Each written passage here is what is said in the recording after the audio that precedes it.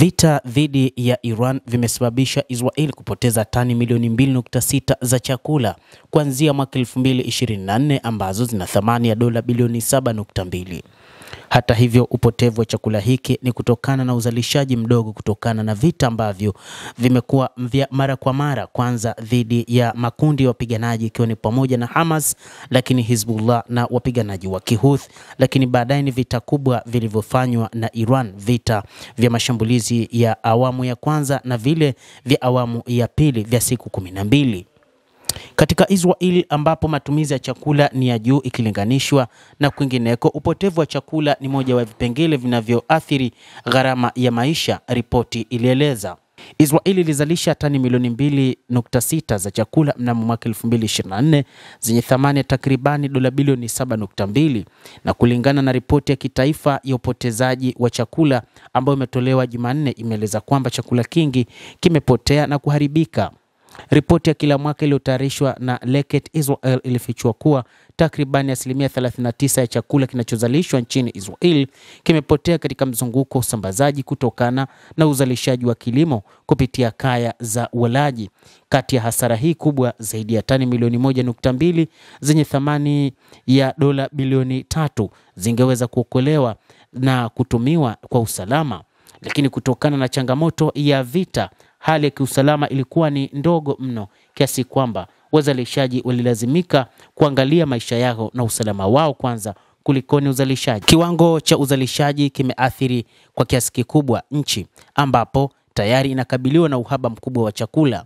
Kulingana na uchanganuzi wa ripoti ya data ya taasisi ya kimataifa ya bima, takribani kaya 485,000 za Israel kwa sasa zinaishi katika hali ya uhaba wa chakula, ikiwakilisha 16.2% ya kaya zote. Israel inashika nafasi ya kati ya viwango vya juu zaidi vya uhaba wa chakula katika ulimwengu ulioendelea, licha ya kuwa taifa linaloendelea kiuchumi. Hali ya maisha nchini Israel inazidi kuwa ngumu kila kukicha. Gharama za maisha zinazidi kupanda.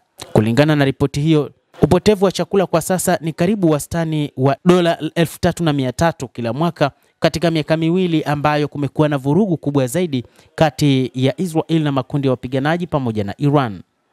Hii ni pamoja na upotevu wa moja kwa moja wa mfumuko wa bei kutokana na upotevu wa ugavi, gharama za mazingira na matumizi ya ziada ya huduma ya afya yanayohusishwa na lishe duni miongoni mwa watu wasiokuwa na uhakika wa chakula.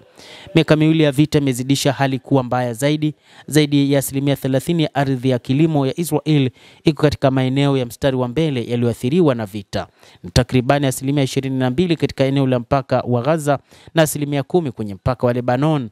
Pato la kilimo limepungua kwa 6% kwa mwaka 2024 na kupunguza jumla ya uzalishaji hadi tani milioni 6.7, wakati huo kikipandisha bei ya chakula.